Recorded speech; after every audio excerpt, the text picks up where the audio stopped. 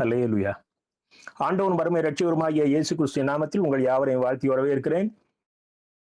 மீண்டுமாக ஒரு புதன்கிழமை மாலை வேளையிலே நாம் கர்த்தருடைய பாதத்தில் அமர்ந்து அவருடைய சத்தியத்தை கற்பதற்கு கர்த்தர் பாராட்டின கிருபைக்காக நான் நன்றி செலுத்துகிறேன். எனக்கு அருமையான தேவனுடைய அன்பு பிள்ளைகளே, இந்த நாளிலே காணிக்கை அல்ல காணிக்கைக்காக அல்ல கர்த்தருக்காக என்ற தலைப்பிலே நாம் சத்தியத்தை கற்றுக்கொள்ளப் போகிறோம். நான் அதற்கு முன்பதாக எவ்விதமாக இந்த காணிக்கை என்கிற ஒரு காரியத்தை பிசாசானவன் இந்த உலகத்தின் ஆரம்பம் தொட்டு இன்னும் அதிகமாக சொல்ல போனால் புதிய உடன்படிக்கையின் காலமாகிய நம்முடைய நாட்களிலே அதை அவன் தன் கரங்களிலே எடுத்து அவன் முயற்சிக்கிறான் அல்லது அதை சீரழிக்கிறான் என்று பாருங்கள். இயேசு கிறிஸ்து 40 நாட்கள் உபவாசம் முடிக்கிறார். பிசாசானவன் அவரை சோதிக்கிறான். அப்போ அதுல ஒரு சோதனை நம்ம பார்க்கிறோம். லூக்கா 4ஆம் அதிகாரம் 6ஆம் வசனத்திலே அவன் என்ன சொல்றான் பாருங்க. இயேசு கிறிஸ்துவை உயர்ந்த மலையின் மேல் கொண்டு போய் உலகத்தின் சகல ராஜ்யங்களையும் ஒரு நிமிஷத்திலே அவருக்கு காண்பித்து இவைகள் எல்லாவற்றின் மேலும் உள்ள அதிகாரத்தையும் மகிமையையும் உனக்கு தருவேன். இவைகள் எனக்கு ஒப்பு கொடுக்கப்பட்டிருக்கிறது. எனக்கு இஷ்டமானவனுக்கு இவைகளை கொடுக்கிறேன். நல்லா கவனிங்க. இயேசு கிறிஸ்து இந்த உலகத்திற்கு வந்தது நோக்கம், மனம் திரும்புங்கள், பரலோக ராஜ்யம் சமீபத்திருக்கிறது, தேவனுடைய ராஜ்யத்தை ஸ்தாபிப்பதற்காக. பிசாசு என்ன சொல்றா, நீ அதற்கு ரொம்ப கஷ்டப்பட வேண்டாம். இதுக்காக போய் அப்போஸ்தலர்கள் இன்னும் மிஷினரிகள் என்று பல முயற்சிகள் எடுக்க வேண்டாம். ரொம்ப சிம்பிள். என் காலில் விழுந்து பணிந்து கொண்டால் இந்த உலகம் என் கையில தான் இருக்குது. அப்படியே உங்கள்கிட்ட ஹேண்ட் ஓவர் பண்ணிடுறேன். உமக்கு நான் மகிமை கொடுக்கிறேன். அவன் சொல்ற வார்த்தையை பாருங்க. இந்த ராஜ்யத்தின் மேலுள்ள அதிகாரத்தையும் மகிமையையும் உமக்கு கொடுக்கிறேன். எனக்கு அருமையான தேவனுடைய அன்பு பிள்ளைகளே, அன்றைக்கு இயேசு கிறிஸ்துவை அவனால் வெற்றி கொள்ள முடியவில்லை. ஆனால் இன்னைக்கு இயேசுவின் பெயரை சொல்லி மிக வல்லமையாக ஊழியம் செய்து கொண்டிருந்த அநேக ஊழியக்காரரை அவன் வெற்றி கொண்டு விட்டான். அதுதான் இன்னைக்கு நம்ம பார்க்க போறோம். நாம் அநேக நேரங்களில் என்ன நினைக்கிறோம், ஊழியத்தினுடைய வழிமுறைகள் முக்கியமா, எண்ட் ரிசல்ட் முக்கியமா? இப்ப இவன் சொல்றது எண்ட் ரிசல்ட். உமக்கு என்ன வேணும்? இந்த உலகம் உங்களுக்கு வேணும். உங்க ராஜ்யத்தை நீங்க இந்த உலகத்தை ஸ்தாபிக்கணும். எண்ட் ரிசல்ட், என் காலில் விழுந்து பணிந்து கொள்ளுங்கள், உங்களுக்கு உலகம் உங்களுக்கு தான். எவ்வளவு தந்திரமாக அவன் கடவுளுடைய குமாரன் என்று தெரிந்தும் இயேசுவோடு போராடுகிறான். அதே போராட்டத்தை ரொம்ப சிம்பிளா இன்னைக்கு ஆயிரக்கணக்கான லட்சக்கணக்கான ஊழியக்காரர்களிடத்துல அவன் போராடி வெற்றி கண்டு இருக்கிறான். எனக்கு அருமையான தேவனுடைய அன்பு பிள்ளைகளே, கிறிஸ்தவ வாழ்க்கையில ரிசல்ட் எப்படி வேணாலும் இருக்கலாம். ஆனால் நாம் வாழ்கிற வாழ்வின் வழியும் ஊழியம் செய்கிற வழியும் ரொம்ப ரொம்ப முக்கியம். சிலர் ஊழியத்தின் ஆரம்பத்திலேயே மரித்து போனார்கள். ஆண்டவருக்காக எல்லாவற்றையும் விட்டு வந்தார்கள். ஊழியத்தின் ஆரம்ப நாட்கள், நீங்க இந்த மிஷினரிகளுடைய வாழ்க்கை வரலாறுகளை படிச்சு பார்க்கணும். இன்னைக்கு இருக்கிறவங்க என்ன சொல்லுவாங்கன்னா, அவங்க ஊழியத்துக்கு அழைப்பு இல்லாம வந்துட்டாங்க, அவங்க அவங்களுக்கு அதிகமான போராட்டங்கள், அல்லது இன்னும் சொல்லுவாங்க, இன்னும் கூட கொஞ்சம் வித்தியாசமா சொல்றாங்க, அவங்க குடும்ப சாபம்னு கூட சொல்லிடுவாங்க. அப்படி அல்ல. கர்த்தர் ஒவ்வொருத்தருக்கும் ஒரு இடம் வைத்திருக்கிறார் ஊழியத்துல. நமக்கு என்ன வேண்டுமோ அதை மாத்திரம் தான் செய்யணும். சில நம்ம அந்த இடத்துல போயிருப்போம், அவ்வளவுதான். அதுதான் ஆரம்பம். பின்னால் நமக்கு பின்னால் வருகிறவர்கள் அங்கே ஒரு பெரிய அறுவடை எடுப்பார்கள். ஆனால் அந்த முதலிலே போய் அந்த இடத்திலே விழுந்து செத்த அந்த கோதுமை மணிதான் இந்த பின்னால் வருகிற அறுவடைக்கு காரணம். இது எல்லாவற்றையும் ஒதுக்கி தள்ளிவிட்டு இன்றைக்கு ரிசல்ட் என்ற ஒரு போர்வையிலே திரள் கூட்டமான வஞ்சக கூட்டம் அப்போ நாம ரொம்ப நமக்குள்ள ஒரு அவேர்னஸ் வரணும். நாம என்ன நினைக்கிறோம் அப்படின்னா, இயேசு கிறிஸ்துவுக்கு இணையாக சிலரை நாம் சிந்திக்க துவங்கி விட்டதினாலே வந்து சாபக்கேடு தான் இது. நாம் எல்லாரும் சமம் தாங்க. நாம் எல்லாரும் சமம். ஆண்டவருடைய வருகையிலே நமக்கு முன் வாழ்ந்த பரிசுத்தவான்கள், நம்முடைய ஒருவேளை நமக்கு பிறகு இன்னும் ஒரு கூட்டம் பரிசுத்தவான்கள் வாழ்வர்கள், ஆனால் எல்லாரும் ஒன்றாக தான் இருப்போம். ஆகவே அதிலே எந்த விதமான வேறுபாடும் கிடையாது. இந்த உலகத்துல நம்ம வாழும் பொழுது கர்த்தருடைய வார்த்தைகளுக்கு எப்படி கீழ்ப்படுகிறோம் என்பதுதான் மிக மிக முக்கியம். நம்ம எல்லாரும் ஊழியம் பண்றோம்.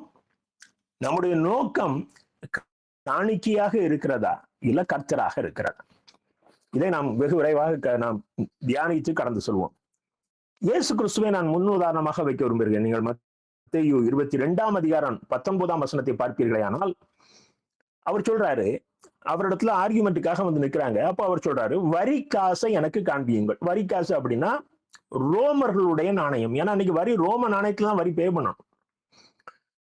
சோ அவங்க சொல்றாங்க, வரி காசை எனக்கு காண்பியுங்கள் என்றார். அவர்கள் ஒரு பணத்தை அவரிடத்துல கொண்டு வந்து கொடுத்தார்கள். அப்போ அவர் பைக்குள்ள வரி காசு இல்லை. ஒரு நாணயம் கூட இயேசு கிறிஸ்துவோடைய கரத்துல இல்லை. அதுதான் ரொம்ப முக்கியம். அது கூட அவர் யாருக்கிட்ட கேட்டு வாங்க வேண்டியது இருந்தது. இன்னுமாக மத்தேயு 18 அதிகாரம் 27 வசனத்தை பாருங்கள். பேதுருகிட்ட சொல்றார், நாம் அவர்களுக்கு இடரலாயிராதபடிக்கு நீ கடலுக்கு போய் தூண்டில் போட்டு முதலாவது அகப்படுகிற மீனை பிடித்து அதன் வாயை திறந்து பார், ஒரு வெள்ளி பணத்தை காண்பாய். அதை எடுத்து எனக்காகவும் உனக்காகவும் அவர்களிடத்தில், அந்த வரி வசூலிக்கிறவர்களிடத்தில் கொடுத்து விடு என்று சொல்கிறார்.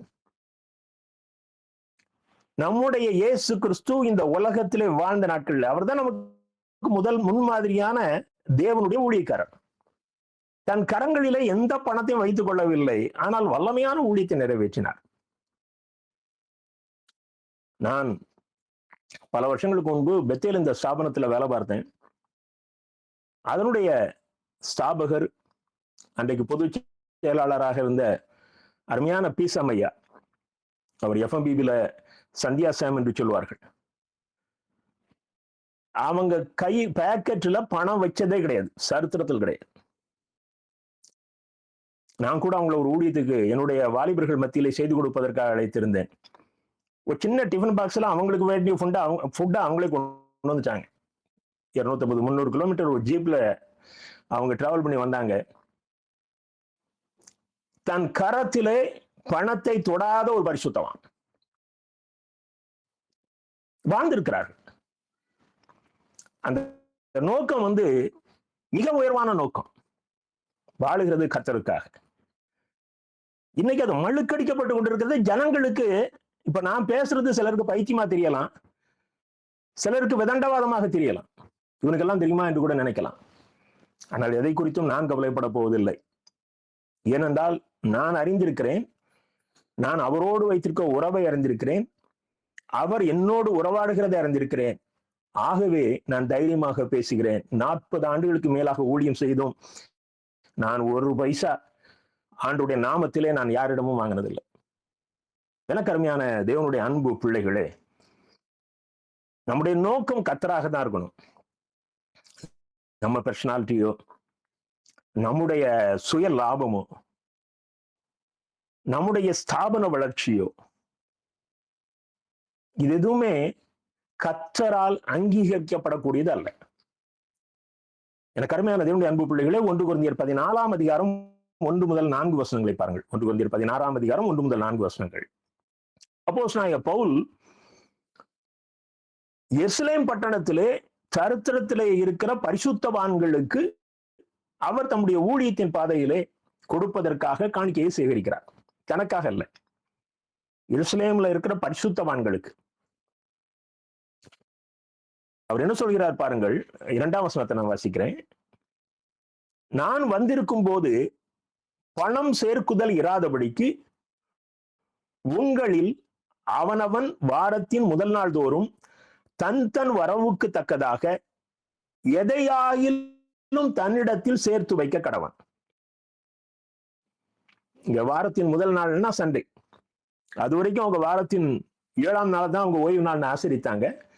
இயேசு கிறிஸ்து மரித்து உயிர்த்தெழுந்த பிறகு இந்த வாரத்தின் முதல் நாள் என்கிற வார்த்தை நீங்கள் வேதத்திலே பல இடத்திலே பார்க்கலாம், அல்லது கர்த்தருடைய நாள் என்று சொல்லப்பட்டிருக்கும்.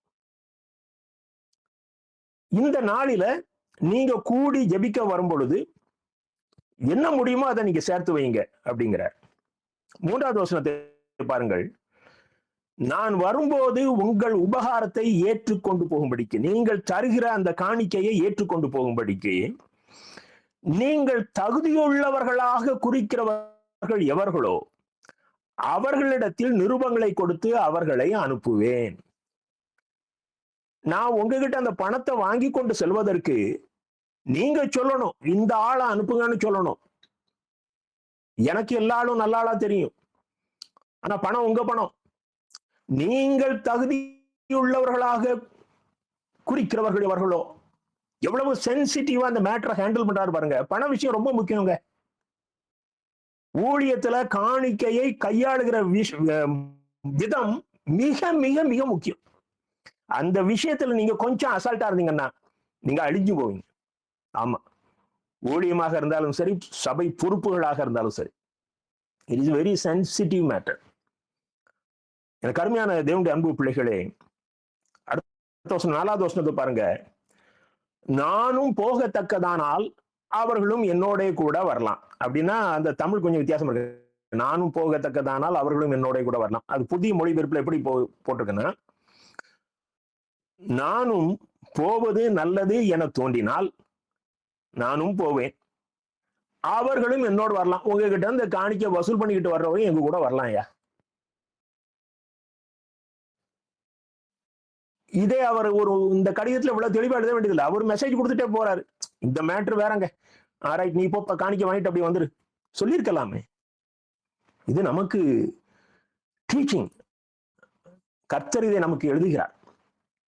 இது அதற்கு பிறகு வருகிற தலைமுறைகள் இந்த ஒழுக்கத்தை கற்றுக்கொள்வதற்காக கர்த்தர் நமக்கு இதை கற்றுக் கொடுக்கிறார்.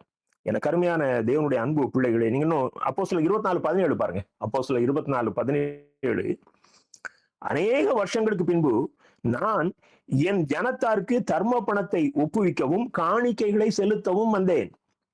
அந்த பணத்தை வாங்கி பெர்ஃபெக்டா அவர் முன்னிலையில போய் அதை அங்க இருக்கிற எருசலேமில் இருக்கிற தரத்தரத்தில் இருக்கிற பரிசுத்தவான்களுக்கு கொடுப்பதற்கு அங்க அப்போஸ்தலனாகிய பவுல் வருகிறார். தொடர்ச்சியாக பார்ப்போம். ரோமர் 15:25 பாருங்க. ரோமர் 15:25, இப்பொழுதோ பரிசுத்தவான்களுக்கு உதவி செய்யும் காரியமாக நான் எருசலேமுக்கு பிரயாணம் பண்ண எத்தனமாயிருக்கிறேன். ஒவ்வொரு நிருபத்திலையும் இந்த சம்பவத்தை குறிப்பிடுகிறார். நீங்க இதை பாத்தீங்கன்னா அவரு பிலிப்பியர்லையும் சொல்லுவாரு, தெசலோனிக்கேயர்ல சொல்லுவாரு, 1 கொரிந்தியர்ல சொல்லுவாரு, 2 கொரிந்தியர்ல சொல்லுவாரு. அந்த நிருபங்களை எழுதும் போது இந்த பண விஷயத்திலே அவர் எப்படி நடந்து கொண்டேன் என்பதை கலாத்தியிலும் சொல்லுவார். அவர் ஒவ்வொரு நிருபத்திலும் ஏன் அவர் குறிப்பிடுகிறார் என்றால், அந்த நிருபங்களை எழுதும் போது அந்த காணிக்கை வசூல் எந்த நிலைமையில இருக்கிறதோ அதை அந்த சபையாருக்கு அவர்கள் அதில் சம்பந்தப்பட்டவர்களா இருந்தால் அந்த காரியத்தை அவர்களுக்கு தெரியப்படுத்துகிறார். நீங்க கலாத்தியில சொல்லுவாரு, அவரோட இருந்து அப்போஸ்தலர்கள் சொல்லுவாங்க, நீங்க தரித்திரரை மறந்துடக்கூடாது அப்படிமாங்க, எருசலேமில் இருக்கிற தரித்திரரை மறந்துடக்கூடாதுமாங்க. அப்ப அவர் சொல்லுவாரு, நானும் அப்படி செய்வதற்கு கவனமா இருந்தேன், அதுல நான் ஞாபகமா இருந்தேன் அப்படிம்பார்.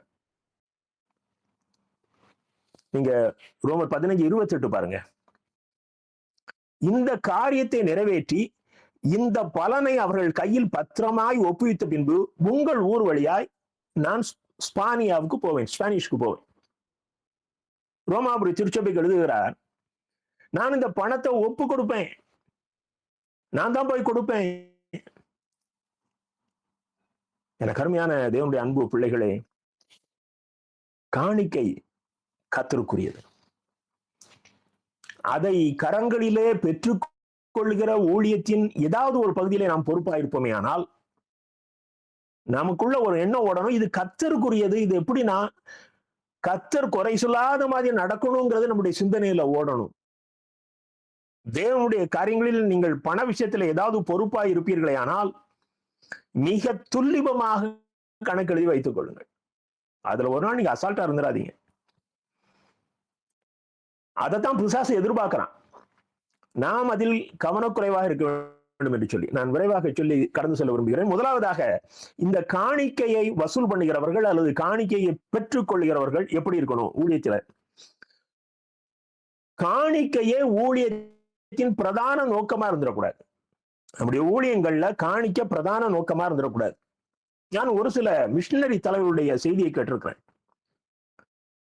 அதுல ஒரு நாள் ஒரு அண்ணன், ஒரு அருமையான ஊழியர், அவர் சொல்லுகிறார், 3 நாள் 4 நாள் கேம்ப், கடைசி நாள் தான் அவங்க அந்த காணிக்க கலெக்ட் பண்ணுவாங்க.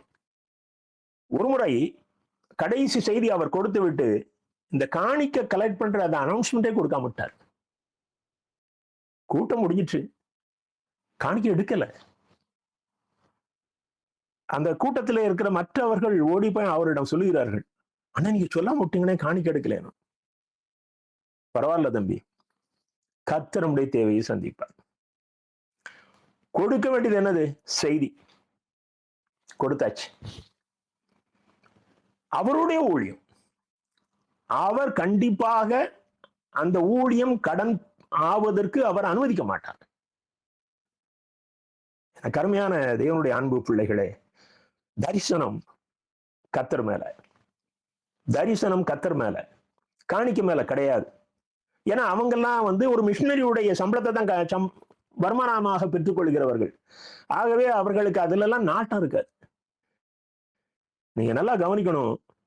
எப்போ நமக்கு அந்த கர்த்தரை விட்டு நம்ம டைவர்ட் ஆகும் அப்படின்னா, நமக்கு அதை அனுபவிப்பதற்குரிய திறந்த உரிமை இருக்குமே, ஆனால் நம்முடைய சிந்தனை கர்த்தரை விட்டு காணிக்க பக்கம் போயிடும். அதனால்தான் இயேசு கிறிஸ்து அந்த சிந்தனை தன்னுடைய சக ஊழியர்களுக்கும் வந்துவிடக்கூடாது என்பதற்காக கள்வன் என்று தெரிந்த ஒருத்தன் கையில் அந்த பொருளாளர் பொறுப்பை ஒப்பு கொடுத்தார். எனக்கு அருமையான தேவனுடைய அன்பு பிள்ளைகளே, காணிக்கை ஊழியத்தின் பிரதான நோக்கமாக இருக்கக்கூடாது. அப்போஸ்தலர் 20ஆம் அதிகாரம் 32 முதல் 35 வசனங்களை குறித்துக் கொள்ளுங்கள். அப்போஸ்தலர் 20ஆம் அதிகாரம் 32 முதல் 35. இது எபேசு திருச்சபை மக்களை அந்த மூப்பொருள்கிட்ட அப்போஸ்தலன் போல் பேசுகிறார். இப்பொழுதும் சகோதரரே, நீங்கள் பக்தி விருத்தி அடையவும் பரிசுத்தமாக்கப்பட்ட அனைவருக்குள்ளும் உங்களுக்கு சுதந்திரத்தை கொடுக்கவும் வல்லவராய் இருக்கிற தேவனுக்கும் அவருடைய கிருபையுள்ள வசனத்துக்கும் உங்களை ஒப்புக் கொடுக்கிறேன். ஒருவனுடைய வெள்ளியை ஆகிலும் பொன்னை ஆகிலும் வஸ்திரத்தை ஆகிலும் நான் இச்சிக்கவில்லை.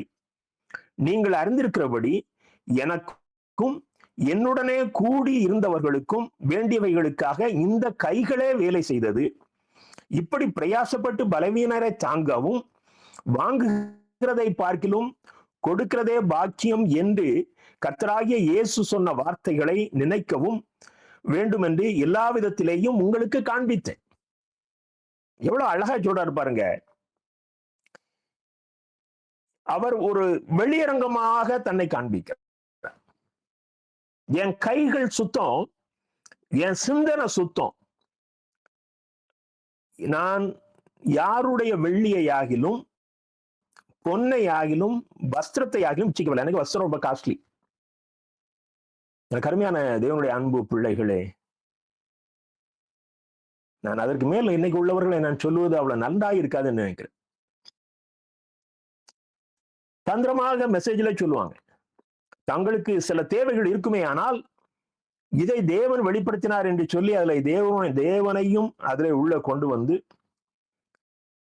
நம்முடைய மனதிலேயும் அதை தாங்க வேண்டும் என்கிற உணர்வை தூண்டிவிட்டு கர்த்தருக்கு சித்தமில்லாத ஒரு காரியத்தை நிறைவேற்றுவதிலே குறியாக இருக்கிறவர்கள் இன்றைக்கு பல இடங்களிலே சுற்றித் திரிகிறார்கள்.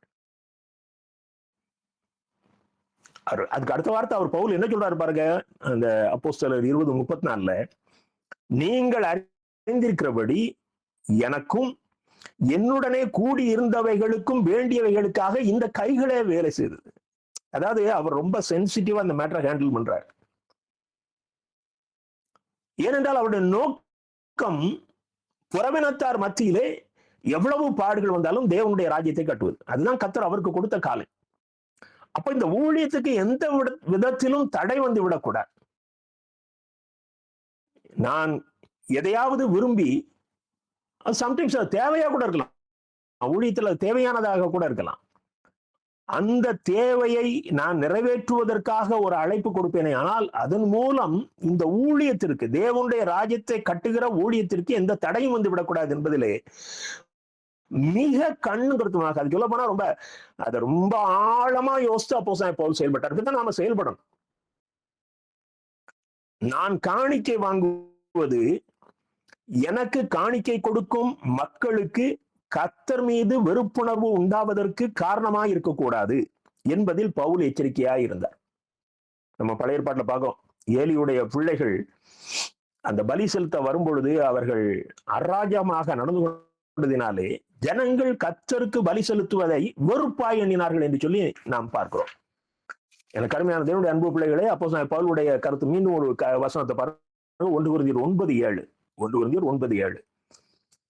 எவன் தன் சொந்த பணத்தை செலவழித்து தண்டிலே சேவகம் பண்ணுவான், எவன் திராட்சை தோட்டத்தை உண்டாக்கி அதன் கனியில் புசியாதிருப்பான், எவன் மந்தையை மேய்த்து அதன் பாலை சாப்பிடாதிருப்பான். இதெல்லாம் நார்மல்.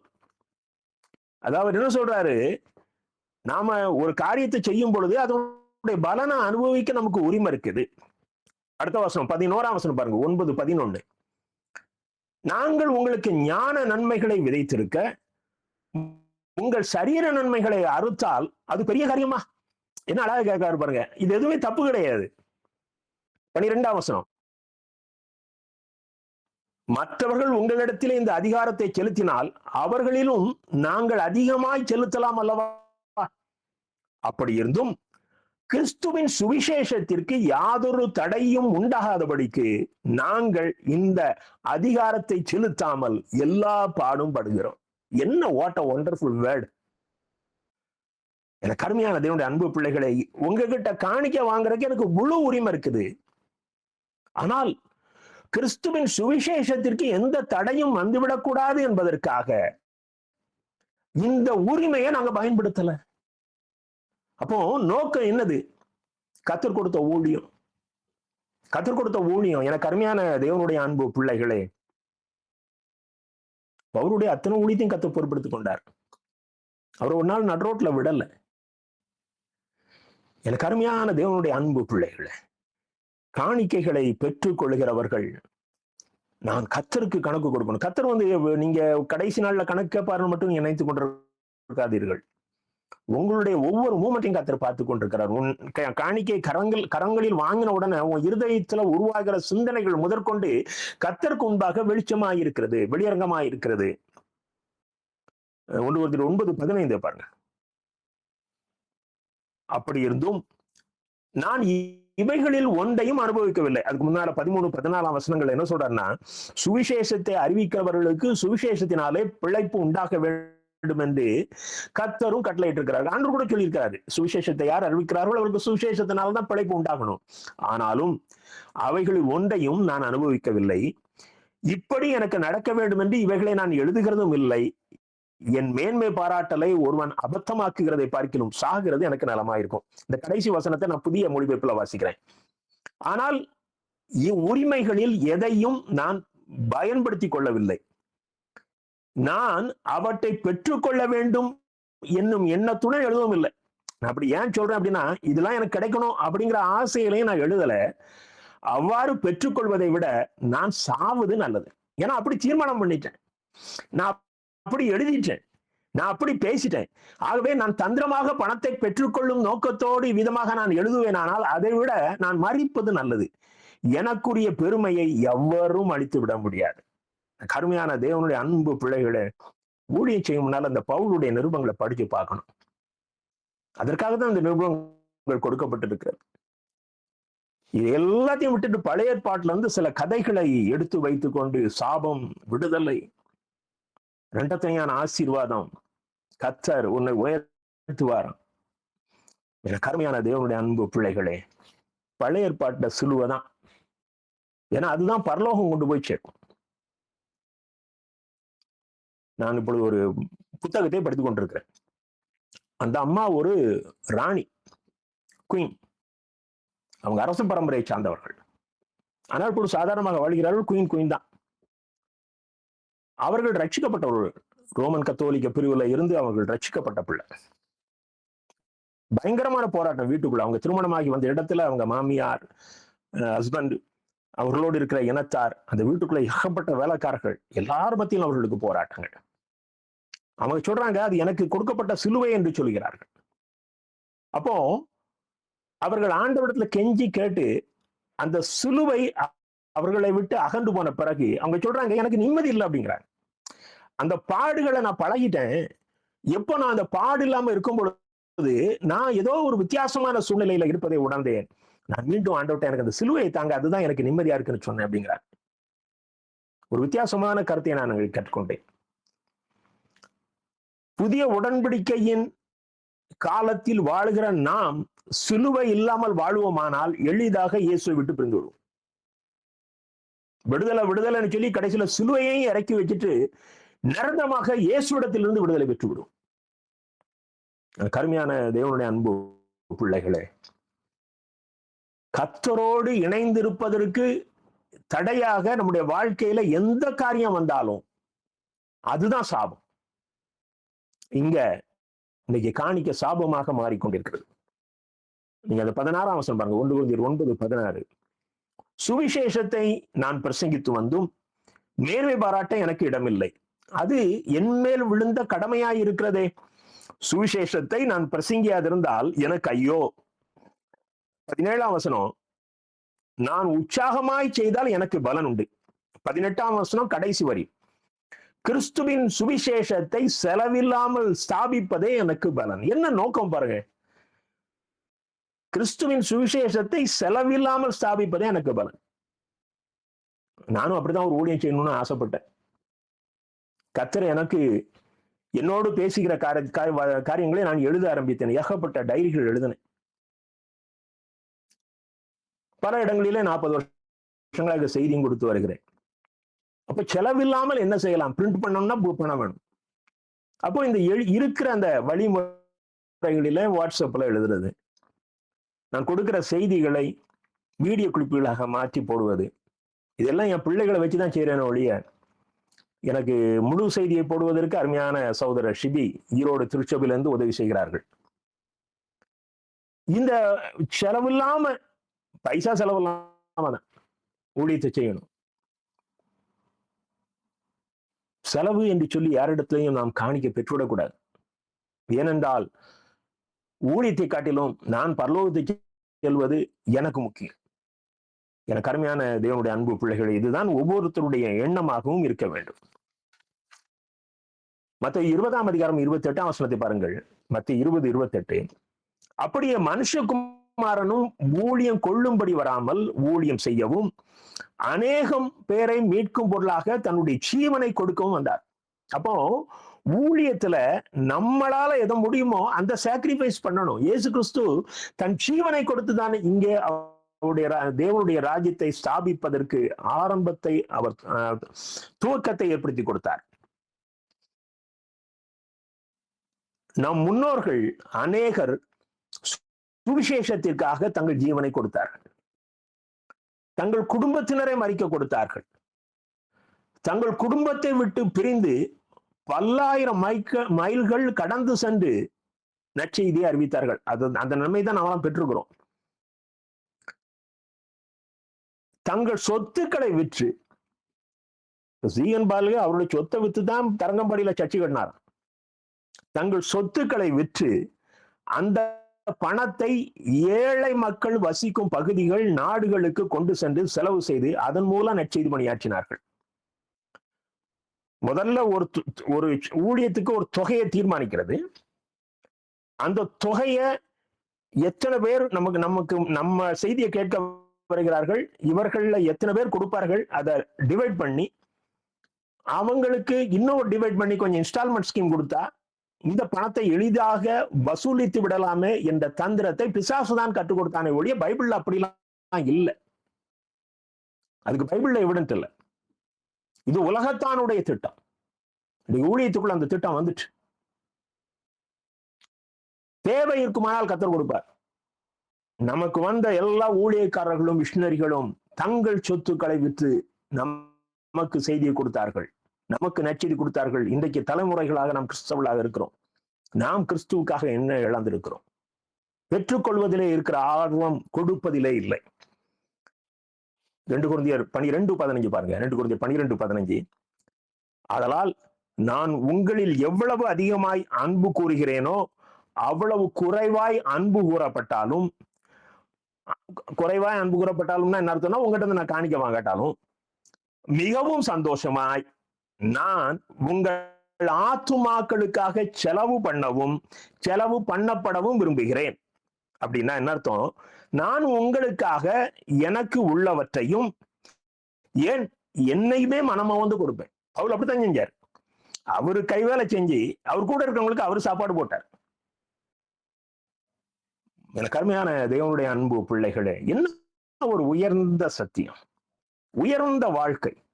பைபிளை உட்கார்ந்து படிங்க, நல்ல டைம் எடுத்து நிதானமா பைபிளை படிங்க. நீங்க இயேசு கிறிஸ்துவின் லைன்ல நீங்க வாழ்ந்து கொண்டு, இயேசு கிறிஸ்துவின் சிந்தனையிலே வாழ்ந்து கொண்டு நீங்கள் வேதத்தை படிப்பீர்களே ஆனால் உங்களுக்கு ஆவியானவர் அருகில் இருந்து சரியாக கற்றுக் கொடுப்பார். இன்னும் 2 கொரிந்தியர் 11:7 பாருங்க, பவுலுடைய இன்னொரு ஸ்டேட்மெண்ட்டை பார்ப்போம். 2 கொரிந்தியர் 11:7. நீங்கள் உயர்த்தப்படும்படி நான் என்னைத்தானே தாழ்த்தி தேவனுடைய சுவிசேஷத்தை இலவசமாய் பிரசங்கித்ததினால் குற்றம் செய்தேனோ? எந்த செலவும் இல்லாமல் தேவனுடைய வார்த்தையை அவர் ஜனங்களுக்கு கொண்டு சேர்த்தார். ஜனங்களுக்கு ஒரு பேடன் கொடுக்கல. ஏன்னா ஜனங்களுக்கு கொடுக்கிற பேடன் என்னது? அவங்க சிலுவை சுமக்கணும். அதுதான் அவர் கொடுக்கிற ஒரு ஊழியம்.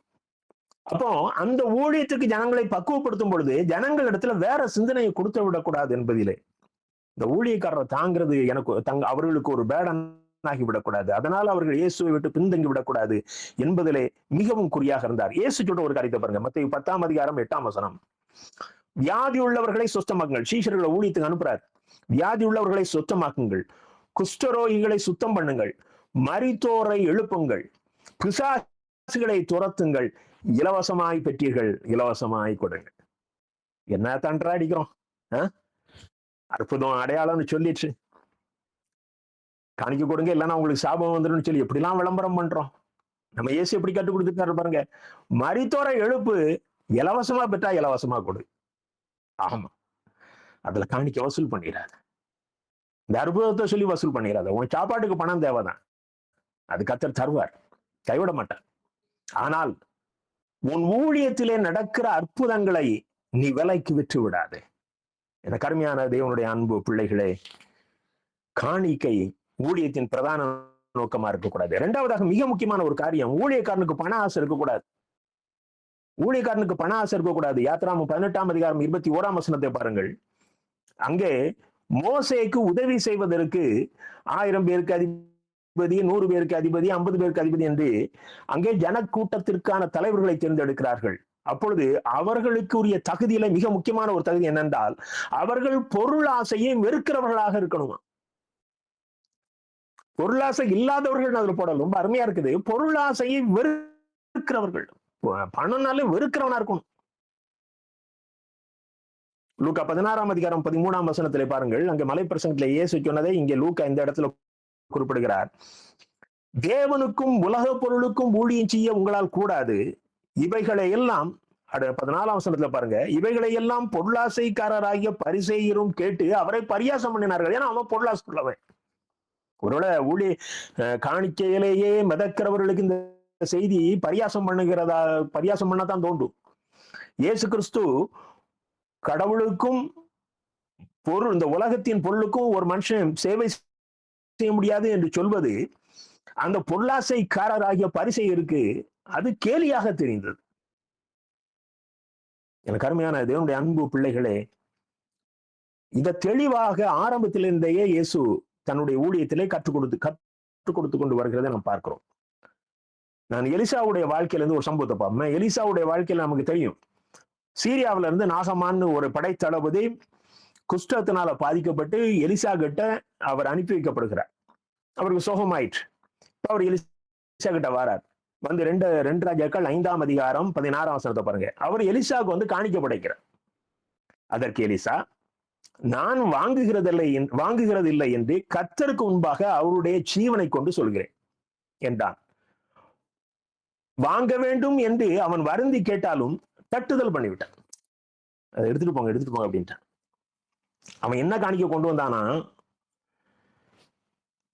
340 கிலோ. அதாவது அன்னைக்கு நீங்க 2 ராஜாக்கள் 5ஆம் அதிகாரம் 5ஆம் வசனத்தை பாருங்க. 1 ராஜாக்கள் 5:5. இந்த சம்பவம் 1 ராஜாக்கள் வருது, 2 ராஜாக்கள் இல்ல. 1 ராஜாக்கள் 5:5. அவன் தன் கையிலே 10 தாலந்து வெள்ளியையும், கருமையான தேவனுடைய அன்பு பிள்ளைகளே, 2 ராஜாக்கள் தான். 2 ராஜாக்கள் 5ஆம் அதிகாரம் 15ஆம் வசனம். 5ஆம் வசனம். 2 ராஜாக்கள் 5ஆம் அதிகாரம் 5ஆம் வசனம் கடைசி பகுதி. அப்பொழுது அவன் தன் கையில 10 தாலந்து வெள்ளியையும் 6000 சேக்கல் நிறை பொன்னையும் 10 மாற்று வஸ்திரங்களையும் எடுத்துக்கொண்டு போனான். அவன் கொண்டு வந்தது மிக ரொம்ப வேல்யூபிள். அன்னைக்கு இருந்த சூழ்நிலையில அது ஒரு பணக்கார காணிக்கை, மிக செல்வம் மிக்க காணிக்கை. அதுக்கு ஒரு ஆங்கில வேதாந்தத்துல நான் பார்த்தேன். 10 தாலந்து வெள்ளின்னா 340 கிலோ சில்வர், 6000 சேக்கல் நிறை பொண்ணுன்னா 70 கிலோ தங்கம். அன்னைக்கு மாற்று வஸ்திரம் என்பது மிக விலை மதிப்பட்டது. 10 மாற்று வஸ்திரம் கொண்டு வந்திருக்கிறார். நீங்க 1 ராஜாக்கள் 16ஆம் அதிகாரம் 24ஆம் வசனத்தை பார்ப்பீர்களே, ஆனால் அங்கே ராஜாவாகிய சிம்ரி அந்த சமாரியா மலையை விலைக்கு வாங்குறான். அந்த சமாரியா மலையை எவ்வளவு காசுக்கு விலைக்கு வாங்குறாரு அப்படின்னா 2 தாலந்து வெள்ளி காசுக்கு வாங்குறார். இப்ப இவருக்கு கிஃப்ட் எவ்வளவு வருது? 10 தாலந்து வெள்ளி காசு. ஆனா ஒரு மலையை அவர் எவ்வளவுக்கு வாங்குறாரு?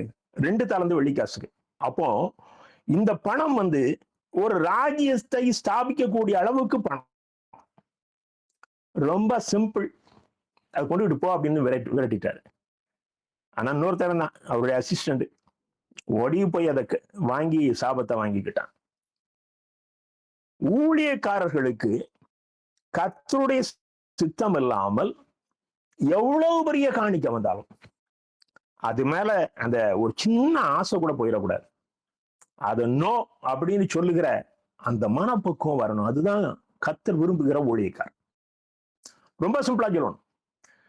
அந்த நோ சொல்லுகிற பழக்கம், பணத்தை பார்த்து நோ சொல்லுகிற பழக்கம் எந்த ஊழியக்காரனுக்கு இருக்கிறதோ அவர்தான் பரிசுத்தவான். அப்படித்தான். அதனாலதான் சபைகள் ஸ்தாபிக்கப்பட்டது. இன்னைக்கு மிஷினரிகள் அப்படித்தான் இன்னைக்கு ஊழியம் செய்து கொண்டிருக்கிறார்கள். எனக்கு அருமையான தேவனுடைய அன்பு பிள்ளைகளே, அங்க இந்த கேயாசி அந்த பணத்தை வாங்கிட்டு மறைச்சி வச்சுட்டு எலிசா முன்னால நிற்கிறான். நீங்க அந்த 2 ராஜாக்கள் 5:26 பாருங்க. அந்த கடைசி பகுதியில அவன் கேயாசியை பார்த்து என்ன சொல்றான்? பணத்தை வாங்குகிறதற்கும் வஸ்திரங்களையும் ஒலிவத்தோப்புகளையும் திராட்சை தோட்டங்களையும் ஆடு மாடுகளையும் வேலைக்காரரையும் வேலைக்காரிகளையும் வாங்குகிறதற்கும் இது காலமா? என்ன உணர்வு பாருங்க. நம்முடைய அழைப்பு என்ன? சென்னையில இருக்கிற முக்கியமான இடத்துல ஒரு பெரிய பங்களா, பல கோடி ரூபாய்க்கு. சொந்த கிராமத்துல ஒரு பல கோடி ரூபாய்க்கு ஒரு பங்களா. கோட்டும் கூட்டும் போட்டுக்கிட்டு ஸ்டேஜ்ல நின்று பல பெயர்களை சொல்லி பல பாசாங்குகளை பண்ணி ஜனங்களுக்கு முன்னால வேடிக்கை காட்டுகிறதுனாலே கர்த்தர் ஏமாற மாட்டார். எனக்கு அருமையான தேவனுடைய அன்பு பிள்ளைகளே, வேதம் தெரியாத ஜனங்கள் ஏமாந்து போவார்கள், கர்த்தர் ஒரு நாளும் ஏமாந்து போக மாட்டார். இதையெல்லாம் நமக்கு அவர் எழுதி கொடுத்திருக்கிறார். எவ்வளவு பெரிய காணிக்க வந்தாலும் நோ சொல்ல பழகிறார். எனக்கு அருமையான தேவனுடைய அன்பு பிள்ளைகளே,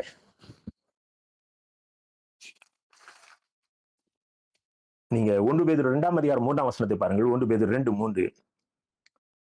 சில ஊழியக்காரர்களை பற்றி பேதுரு ரொம்ப அழகா சொல்றாரு பாருங்க. அது கள்ள ஊழியர்கள் தான் அவர் ஆரம்பிப்பாரு.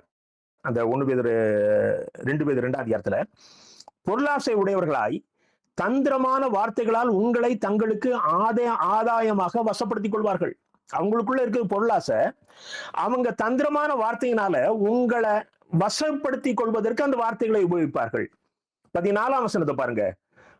அவர்கள் உறுதியில்லாத ஆத்துமாக்களை தந்திரமாய் பிடித்து பொருளாசையில் பழகின இருதயத்தை உடைய சாபத்தின் பிள்ளைகள். இந்த ஊழியக்காரர்கள் சாபத்தின் பிள்ளைகள்.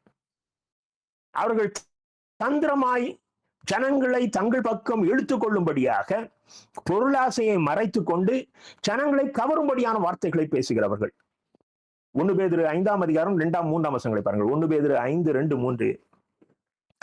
உங்களிடத்தில் உள்ள தேவனுடைய மந்தையை நீங்கள் மேய்த்து, ஊழியக்காரருக்கு எழுதுறாரு பேதுரு, கட்டாயமாய் அல்ல, மனப்பூர்வமாயும் அவலட்சணமான ஆதாயத்திற்கு அல்ல. என்ன அழகான வார்த்தை பாருங்க. நாம அதான் ரொம்ப அழகான ஆதாயம் நினைக்கிறோம். அவர் சொல்றாரு அவலட்சணமான ஆதாயத்திற்காக அல்ல, உற்சாக மனதோடும். கடைசியா சொல்றாரு, மந்தைக்கு மாதிரியா இருங்கய்யா. நீ பண ஆசை பிடிச்சா உன் சபை பண ஆசையிலே அலையுமே. ஊழியக்காரன் பெரும் பிசாசா இருந்தா சபை குட்டி சாத்தான்களால இருக்கும், நிரம்பி இருக்கும். எனக்கு அருமையான தேவனுடைய அன்பு பிள்ளைகளே, கிறிஸ்தவர்களுக்கு பண ஆசை இருக்கக்கூடாது. பண தேவைகள் உண்டு, கண்டிப்பா கர்த்தர் தருவார். நமக்கு எப்பொழுது எது தேவையோ கர்த்தர் தருவார். ஊழியக்காரர்களுக்கு காணிக்கை குறியாகி விடக்கூடாது, கர்த்தர் தான் குறியா இருக்கணும். இன்னும் பாருங்க, பவுல் சொல்றார் எபேசியர் 5:3, மேலும் பரிசுத்தவான்களுக்கு ஏற்றபடி வேசித்தனமும் மற்றெந்த அசுத்தமும் பொருளாசையும் ஆகிய இவைகளின் பேர் முதலாய் உங்களுக்குள்ளே சொல்லப்படும் கூடாது. நீ பரிசுத்தவான்யா ஊழியக்காரன், உன்கிட்ட பொருளாசை இருக்குன்னு சொல்லி யாராவது சொல்லக்கூடாது. ஊழியக்காரன்ட்ட பொருளாசை இருக்குன்னு சொல்லி அது பரிசுத்தவானுக்குரிய தகுதி இல்லை. சொல்லிட்டு அவர் பாருங்க, 1 தெசலோனிக்கேயர் அவர் சொல்றாரு பாருங்க, 2ஆம் அதிகாரம் 5ஆம் வசனத்துல, உங்களுக்கு தெரிந்திருக்கிறபடி நாங்கள் ஒரு காலம் இச்சகமான வசனங்களை சொல்லவும் இல்லை, பொருளாசை உள்ளவர்களாய் மாயம் பண்ணவும் இல்லை. எனக்குள்ள பொருளாசை இருக்குது, ஆனா அதை அப்படியே மறைச்சுக்கிட்டு நான் உங்ககிட்ட வந்து அப்படி யோக்கியமாக நடிக்கல. என் அன்புடைய பிள்ளைகளே, காணிக்கை ஊழியத்தின் குறிக்கோளா இருக்கக்கூடாது. ஊழியக்காரனுக்கு பொருளாசை இருக்கக்கூடாது. நீங்க பவுல் தீமோத்தேயுவை ஊழியத்துக்கு ரெடி பண்றார். இளம் வாலிபன், ரட்சிக்கப்பட்டவன், அபிஷேகம் பெற்றவன், பரிசுத்தவன். ஆனா அப்படிப்பட்டவனுக்கு அவர் என்ன எழுதுறாரு, உனக்கு பாருங்க பண ஆசை வந்துடக்கூடாதுன்னு எழுதுறாரு. ஏன்? அது அவ்வளவு மோசமான ஒரு காரியங்க. பண ஆசை எல்லாரையும் விட தட்டிடும்.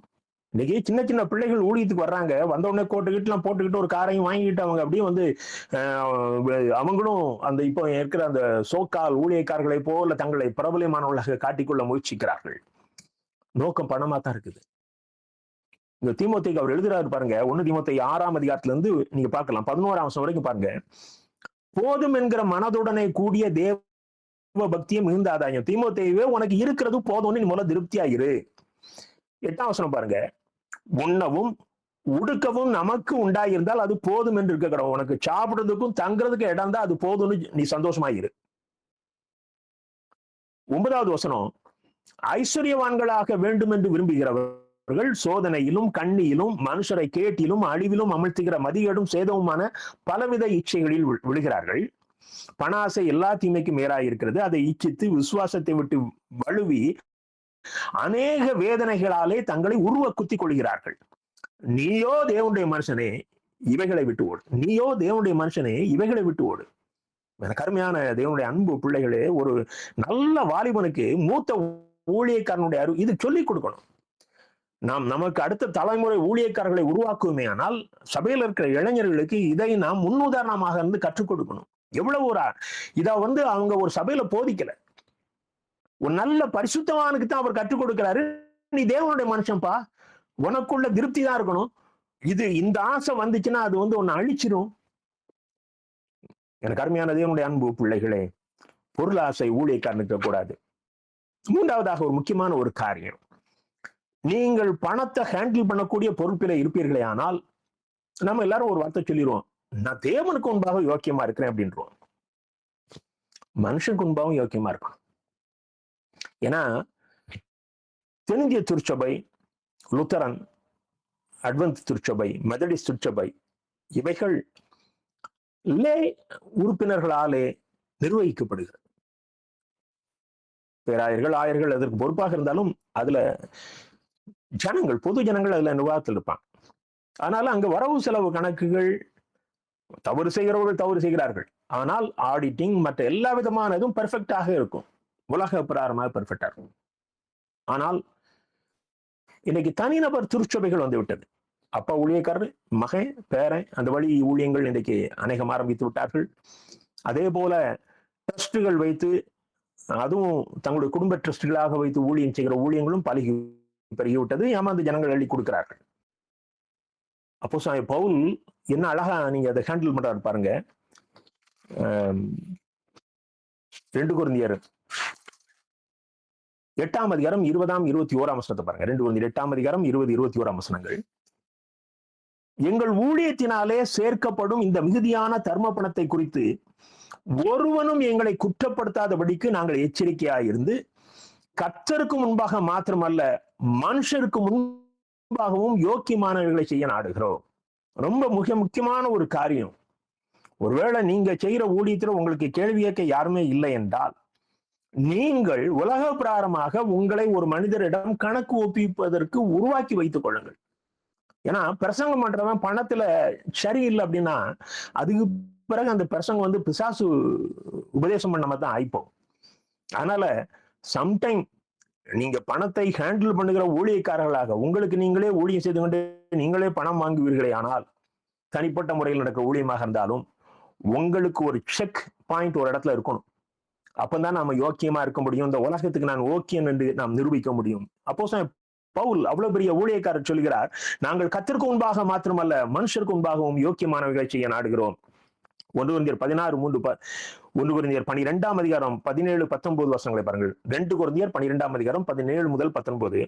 17ஆம் வசனம், நான் உங்களிடத்திற்கு அனுப்பினவர்களில் எவன் மூலமாவையாவது உங்களிடத்தில் பொழிவை தேடினதுண்டா? நான் உங்கள்கிட்ட ஒரு ஆள் அனுப்பினேன், அதுல யாருக்கிட்டையாவது எனக்கு செலவுக்கு என்று பணமோ பொருளோ உணவோ உடையோ ஏதாவது நான் ஆசையாக தந்திரமாக கேட்டது உண்டா? 18ஆம் வசனத்தை பாருங்க. தீத்து உங்களிடத்தில் வரும்படி நான் அவனை கேட்டுக்கொண்டு அவனுடனே கூட ஒரு சகோதரனை அனுப்பினேன். தீத்து உங்களிடத்தில் ஏதாவது பொழிவை தேடினானா? சரி, நான் கேட்கல, தீத்து கேட்டானா? ஒரு இளவாலிபனை அனுப்புனே, அவன் உங்ககிட்ட ஏதாவது கேட்டானா? இதெல்லாம் சொல்ல வேண்டிய தேவை இல்லைங்க. ஆனால் நாம் ஊழியக்காரர்கள் வெளியரங்கமாக நாம் உத்தமமாய் இருக்கிறோம் என்பதை நிரூபிப்பதற்கு கடனாளிகளாக இருக்கிறோம். ஏன்னா நம்ம தான் ரோல் மாடல். இயேசுவை நம்மில் பார்க்க ஜனங்கள் விரும்புகிறார்கள். இன்னைக்கு அந்த இயேசுடைய சாயலை கொடுக்காததினால்தான் ஜனங்களுக்கு வேறு இயேசுவாக இவர்கள் இருக்குமோ, வேறு இயேசுவை பின்பற்றுவர்களாக இருக்குமோ என்ற சந்தேகம் வர ஆரம்பித்து விட்டது. 2 கொரிந்தியர் 12:19 பாருங்க. நாங்கள் யோக்கியர்கள் என்று விளங்கும்படி உங்களிடத்தில் பேசுகிறோம் என்று எண்ணுகிறீர்களோ? நாங்கள் யோக்கியர்கள் என்று விளங்கும்படி உங்களிடத்தில் பேசுகிறோம் என்று எண்ணுகிறீர்களோ? தேவனுக்கு முன்பாக கிறிஸ்துவுக்குள் பேசுகிறோம். பிரியமானவர்களே, சகலத்தையும் உங்கள் பக்தி விருத்திக்காக பண்ணுகிறோம். நாங்க வந்து காசு விஷயத்துல கரெக்டா இருக்கிறது கூட உங்கள் பக்தி விருத்திக்காக. கடைசியாக எபிரேயர் 4:13 பாருங்கள். தேவனுடைய பார்வைக்கு, அவருடைய பார்வைக்கு மறைவான சிருஷ்டி ஒன்றுமில்லை. சகலமும் அவருடைய கண்களுக்கு முன்பாக நிர்வாணமாயும் வெளியரங்கமாயும் இருக்கிறது. அவருக்கே நாம் கணக்கு ஒப்புவிக்க வேண்டும். எனக்கு அருமையான தேவனுடைய அன்பு பிள்ளைகளே, நாம் கர்த்தருக்கு கணக்கு ஒப்புவிக்க வேண்டிய ஒரு நாள் இருக்கிறது. இந்த உலகத்துல நாம் ஊழியம் செய்கிற நாட்கள், நாம் கிறிஸ்தவத்திலே சில பொறுப்புகளை வைத்துக் கொண்டிருக்கிற நாட்கள். ஒருவேளை உலக பிரகாரமான பொறுப்புகளை வைத்திருந்தாலும் நான் ஆண்டோடைய பிள்ளை என்பதிலே நீங்கள் தெளிவாக இந்த உலகத்துக்கு காட்டுகிற ஒரு வாழ்க்கையை வாழணும்.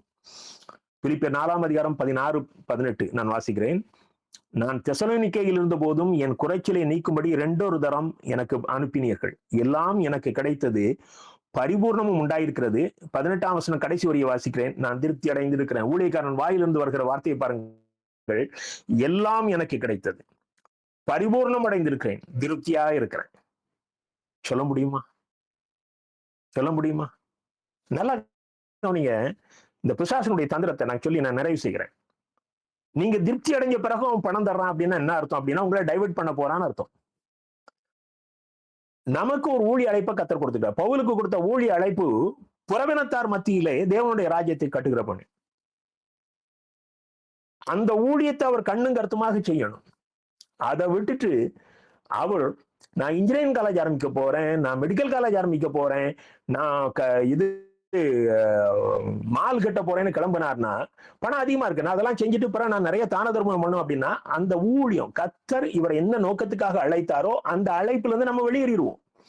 அந்த அழைப்பு, அந்த தரிசனத்துல இருந்து நம்ம வெளியேறுவோம். இதான் பிசாசனுடைய தந்திரம். உனக்கு அதிகமாக பணம் வந்தா அது சாபம், ஒரு ஊழியக்காரனுக்கு அவனுடைய ஊழியத்தின் தேவைக்கு மிஞ்சி பணம் வருமே, ஆனால் அது கொடுப்பது பிசாசு. இயேசு கிறிஸ்து கொடுப்பதில்லை, சர்வ பலமுள்ள தேவன் கொடுப்பதில்லை, அது சாபம்.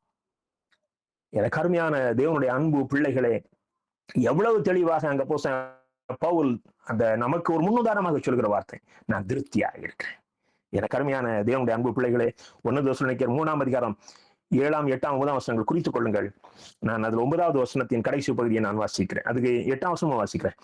ஒருவனிடத்திலும் இலவசமாய் சாப்பிடாமலும் உங்களில் ஒருவனுக்கும் பாரமாய் இராதபடிக்கு இரவும் பகலும் பிரயாசத்தோடும் வருத்தத்தோடும் வேலை செய்து சாப்பிட்டோம். உங்கள் மேல் பாரத்தை வைப்பதற்கான அதிகாரம் எங்களுக்கு இல்லை என்பதனால அப்படி செய்யாமல், நீங்கள் எங்களை பின்பற்றும்படிக்கு நாங்கள் உங்களுக்கு மாதிரிகளாக வேண்டும் என்று அப்படி செஞ்சோம். நாங்க உங்களுக்கு ஒரு ரோல் மாடல், ஊழியக்காரன் ஜனங்களுக்கு ஒரு ரோல் மாடலா இருக்கணும். இன்னைக்கு அப்படிப்பட்ட தவறுதலான ரோல் மாடல் வந்ததுனாலே தவறுதலான ஊழியக்காரர்கள் பலுகி பெருகி விட்டார்கள். என கருமையான தேவனுடைய அன்பு பிள்ளைகளே, உன்னுடைய வார்த்தை அலங்காரம் அல்ல, கர்த்தர் பார்த்து கொண்டிருக்கிறார். உன்னுடைய வாழ்க்கை முறை மிக முக்கியம். கடைசியா ஒரு சின்ன சாட்சியை சொல்லி நான் செய்தியை நிறைவு செய்கிறேன். சமீபத்துல நான் கேட்ட ஒரு சாட்சி, பேட்ரிக் ஜாஷுவா எஃப்எம்பிபியினுடைய ஒரு நல்ல ஜெனரல் செக்ரட்டரியாக பல ஆண்டுகள் ஊழியம் செய்தவர்கள். தன்னுடைய மிக உயர்ந்த வேலை, அன்னைக்கு 1976 77 அவ்வளவு நல்ல வேலையை உதறிவிட்டு அவர்கள் ஒரு மிஷினரி சம்பளத்தோடு ஜெனரல் செக்ரட்டரியா பொறுப்பேற்றார்கள். அப்படி இருக்கும்போது அன்னைக்கெல்லாம் ஊழியத்துக்கு காணிக்க, இன்னைக்கும் மிஷினரி ஊழியங்கள் இன்னைக்கும் தரத்தரத்துல நிறைய ஊழியம் நடக்குது. ஏன்னா நம்ம அந்த ஊழியத்துக்கு காசு கொடுக்க மாட்டோம். ஏன்னா அந்த ஊழியத்துல உங்களுக்காக ஜெபிக்கன்னு சொல்ல மாட்டாங்க. நமக்கு அதுல சைக்காலஜிக்கலா நமக்கு அதுல திருப்தி இல்லை. நமக்கு கொடுத்தா ஒருத்தர் ஜெபிக்கணும், கடைசியில 5 கொடுத்தா 10 ஆகணும், அந்த மனநிலையில நாம இருக்கிறோம். இங்கேயும் பணத்துக்கு தட்டுப்பாடு வந்த பொழுது அந்த அலுவலகத்தில் உள்ளவர்கள் அண்ணன்ட்ட சொல்றாங்க, இந்த மாதம் நம்முடைய மிஷினரிகளுக்கு சம்பளம் போட பணம் இல்லைன்னு அப்படிங்கிறாங்க. அன்னைக்கு டேட்டு பணம் போடணும், சம்பளம் போடணும். அவர்கள் அந்த 15-16 வருஷங்கள் எல்ஐசியில வேலை பார்த்து அவர்களுக்கு கிடைத்த அந்த சின்ன பிஎஃப் பணம், ஏதோ கொஞ்சம் கிராஜுவிட்டி அவங்க அக்கௌண்ட்ல இருந்திருக்குது. ஒரே செக்ல எழுதி கொடுத்து அவங்க கையில் கொடுத்து, தம்பி இதை எடுத்து பணம் சம்பளம் போட்டுங்க அப்படின்னா. மற்றொரு முறை இதே போன்ற ஒரு சிக்கல் வரும் பொழுது அக்கா அவங்க மனைவியார் நகைகளை அள்ளி அப்படி கொடுத்துட்டாங்க. இது சமீபத்துல நான் அந்த சாட்சியை கேட்கும் பொழுதுதான் இது எல்லாத்தையுமே பிசாசு அப்படியே மறைச்சிடறான். இதை யாரும் சொல்ல மாட்டாங்க. ஏன்னா இது சொல்லியாச்சுன்னா வசூல் பண்ண முடியாது. ஊழியக்காரனை கொடுக்கிற சாட்சி அல்லவா. எனக்கு அருமையான தேவனுடைய அன்பு பிள்ளைகளே, தயவுந்து கெஞ்சும் மன்றாடுகிறேன், பவுலுடைய நிருபங்களையும் சுவிசேஷ புத்தகங்களையும் மீண்டும் மீண்டும் வாசியுங்கள். பழைய ஏற்பாடு நிழல், புதிய ஏற்பாடு நெச்சம். இதுதான் நம்முடைய வாழ்நாட்கள். இந்த வாழ்நாட்களில் தான் நாம் வாழ்ந்து கொண்டிருக்கோம். புதிய ஏற்பாட்டின் நாட்களில் தான் நாம் வாழ்ந்து கொண்டிருக்கிறோம். அதிகமாக படியுங்கள். மிஷனரிகள் வாழ்க்கை வரலாறுகளை படியுங்கள். இரத்த சாட்சியுடைய வாழ்க்கை வரலாறுகளை படியுங்கள். நீங்கள் எந்த அளவுக்கு இந்த சிந்தனையிலே வளர்கிறீர்களோ உங்களுக்குள்ள ஒரு சிந்தனை மாற்றம் வரும். கர்த்தர் உங்களை உருவாக்க ஆரம்பித்து விடுவார். உங்களை அப்படியே உருவாக்குவார். உங்களுக்குள்ள இருந்து அப்படி அழகா ஒரு புதிய நபரை அவர் உருவாக்குவார். எனக்கு அருமையான தேவனுடைய அன்பு பிள்ளைகளே, காணிக்கைக்காக அல்ல, கர்த்தருக்காக, நம்முடைய வாழ்க்கையில கர்த்தருக்காக ஓடுவோம். கர்த்தருடைய ராஜ்யத்தை ஸ்தாபிப்பதற்கு நம்மை அர்ப்பணிப்போம். நம்முடைய தேவைகள் எல்லாவற்றையும் கர்த்தர் பார்த்துக் கொள்வார். ஆமேன். நான் ஜெபித்து முடித்து விடுகிறேன். எனக்கு அருமையான தேவனுடைய அன்பு பிள்ளைகளே, எல்லாரும் கொஞ்ச நேரம் அப்படி இந்த நேரத்துல வெளியே போக வேண்டாம். ஒரு 2 நிமிஷங்கள் நாம் கண்களை மூடி நம்முடைய இருதயத்தை தேவனுக்கு நேராக திறந்து வைப்போம். கர்த்தர் நம் ஒவ்வொருவரை உற்று பார்க்கிறார். மிக அழகாக கர்த்தர் நம்மோடு பேசினார். அன்பின் ஆண்டவரே, இந்த வார்த்தைகளை கேட்ட ஒவ்வொரு பிள்ளைகள் மீதும் உடைய விசேஷித்த கிருபை ஊற்றப்படட்டும். பவுல் சொன்னது போல ஆண்டவரே, திருப்தியுள்ள வாழ்க்கையை எங்களுக்கு தாரும். நாங்கள் தத்திரமடைந்து திருடி விடக்கூடாது. நாங்கள் செழிப்பினாலே உம்மை மறுதலித்து விடக்கூடாது. ஆமாண்டவரே, அந்த நீதிமொழிகளை ஆக்கியோன் சொன்னது போல நாங்கள் தரத்திரத்தினால் உம்மை மறுதலித்து விடக்கூடாது. தரத்திரத்தினால் நாங்கள் திருடி விடக்கூடாது. செழிப்பினால் உம்மை மறுதலித்து விடக்கூடாது. அப்பா, எங்களுக்குடைய படியை எங்களுக்கு அளந்து போஷித்தாள்ளும். உம்முடைய பிள்ளைகளுக்கு தேவைகள் வரும் பொழுது நீர் உம்முடைய ஐஸ்வர்யத்தின் கரத்தில் இருந்து பிள்ளைகளை பாதுகாத்துக் கொள்ளும். ஆண்டவரே, ஊழியம் செய்கிற நாங்கள் பண விஷயத்திலே உம்முடைய பெயருக்கு கெடுதல் வந்து விடாதபடி, நீர் எங்களுக்கு கொடுத்த ஊழியத்துக்கு தடை வந்து விடாதபடி, ஜனங்கள் இயேசு கிறிஸ்துவிடத்திலே வருவதற்கு நாங்கள் பெற்றுக்கொள்ளுகிற காணிக்கைகள் அவர்களுக்கு இடையூறாய் இருந்து விடாதபடி, நாங்கள் உமக்கும் உலகத்துக்கும் கணக்கு ஒப்புவிக்கிற வாழ்க்கை வாழ உதவி செய்யும்.